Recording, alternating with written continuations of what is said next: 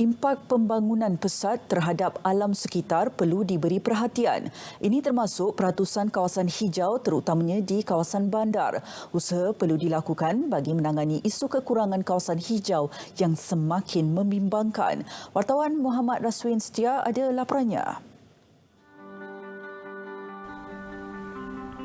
Kementerian Pembangunan Kerajaan Tempatan melalui Jabatan Landscape Negara JLN telah menjalankan kajian keperluan kawasan hijau dalam pembangunan bagi memastikan penyediaan dan pengekalan 30% kawasan hijau dalam pembangunan perbandaran dapat dicapai.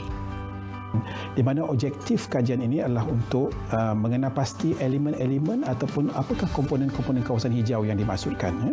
Kemudian seterusnya kita nak mengenal pasti keberkesanan, penyediaan dan juga pengurusan kawasan hijau yang telah disediakan oleh pihak berkuasa tempatan. Seterusnya kita nak melihat dari segi apakah perbezaan atau perbandingan di antara penyediaan kawasan hijau negara kita dengan negara-negara yang lebih maju, contohnya Singapura, UK dan US lah. So kita buat perbandingan. Jika ada gap, maka kita boleh berusaha untuk mencapai setara dengan negara-negara yang berkenaan. Kita percaya hampir keseluruhan PBT di Malaysia ini mampu mengekalkan 30% kawasan hijau. Dan peringkat yang seterusnya kajian ini adalah kita menyediakan garis panduan perancangan, reka bentuk, pengurusan dan penyelenggaraan kawasan hijau berdasarkan karakter kawasan hijau yang kita kenal pastilah. Terdapat cabaran dalam usaha JLN mewujudkan kawasan hijau demi kelestarian bandar. Antaranya sebahagian pihak berkuasa tempatan mempunyai kekangan kepakaran tertentu dalam pengurusan dan penyelenggaraan kawasan hijau. Bila kita pihak kerajaan, terutama Jabatan Landscape Negara dan PBT telah pun menyediakan kawasan lapang dengan kemudahan rekreasi dan sebagainya, masyarakat menyalahgunakan kawasan ini dengan melakukan pelbagai aktiviti yang tidak sesuai dan dia vandalize lah kawasan-kawasan ini. Kemudahan-kemudahan ini menyebabkan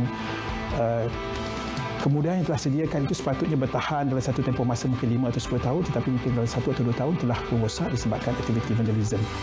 Jelas sekali peranan semua pihak termasuk masyarakat amat penting dalam mengekalkan dan memelihara kawasan hijau ini. Bila kawasan hijau yang disediakan oleh pihak kerajaan cantik, indah, selamat dan berfungsi, dan premis kita juga cantik, indah dan berfungsi, akhirnya kita matlamat kita untuk menjadikan Malaysia sebagai sebuah negara taman akan dapat dicapai. Tuntasnya, kepentingan menyediakan kawasan hijau bandar dalam arus pembangunan yang pesat ini harus didokong bersama. Ia bukan sahaja tanggungjawab pihak berkuasa tempatan semata-mata. Bahkan kita komuniti setempat harus memainkan peranan dalam menghijaukan kawasan kediaman dan premis masing-masing.